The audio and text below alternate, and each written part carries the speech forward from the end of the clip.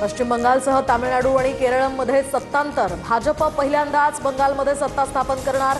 केरळमध्ये काँग्रेसच्या हाती सत्ता, तर तामिळनाडूमध्ये थलापती विजयचा टीव्हीके सत्तेत। पश्चिम बंगाल जिंकण्याचं भाजपचं स्वप्न अखेर पूर्ण। तृणमूल काँग्रेसच्या सत्तेला सुरुंग लावत भाजपचा ऐतिहासिक विजय। इतिहासात पहिल्यांदा बंगालमध्ये भाजप करणार सत्ता स्थापन।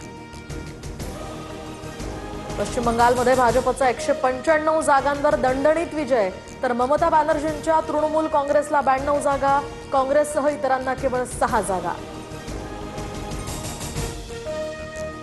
भाजपच्या ऐतिहासिक विजयानंतर भाजप कार्यकर्त्यांचा जल्लोष। दिल्लीमध्ये भाजप मुख्यालयाबाहेर एकमेकांना पेढे भरवत आनंद उत्सव। बंगालमध्ये झालमुरी वाटत आनंद साजरा। ममता बॅनर्जींना कंटाळलेल्या जनतेनं हिंदुत्वाला मतं दिली। सुशिक्षित मतदारांना या ठिकाणी ममतांना नाकारलं, तर भाजपच्या विजयावर सुवेंदू अधिकारी यांची ही प्रतिक्रिया। पश्चिम बंगालच्या आसनसोलमध्ये टीएमसी कार्यालयाची तोडफोड करण्यात आली। भाजप कार्यकर्त्यांनी हल्ला केल्याचा टीएमसी कार्यकर्त्यांचा हा दावा, तर काही जण जखमी। परिसरात तणाव, पोलिसांचा बंदोबस्त तैनात। तामिळनाडूच्या राजकारणात 59 वर्षांनंतर मोठा उलटफेर। थलापती विजयच्या टीव्हीके पक्षाला 106 जागा, स्टॅलिन यांच्या डीएमकेला 67 जागा, तर एडीएमकेला 61 जागा।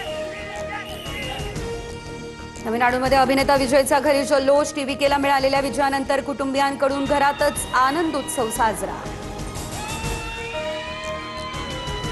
केरळमध्ये डाव्यांच्या सत्तेला सुरुंग। काँग्रेस प्रणित आघाडीला बहुमत मिळवण्यात यश, तर यूडीएफला 102 जागा, तर डाव्यांच्या आघाडीला 36 जागा। सुनेत्रा पवार यांचा बारामतीमध्ये नवा विक्रम। 2019 मधील दादांच्या मताधिक्यापेक्षा सुनेत्रा पवारांना जास्त मतदान। सुनेत्रा पवारांना 2,18,000 मताधिक्य। राहुरी विधानसभा पोटनिवडणुकीमध्ये भाजपच्या अक्षय कर्डिलेंचा विजय। कर्डिलेंना 1,34,000 मताधिक्य। राहुरीमध्ये कार्यकर्त्यांकडून जल्लोष साजरा।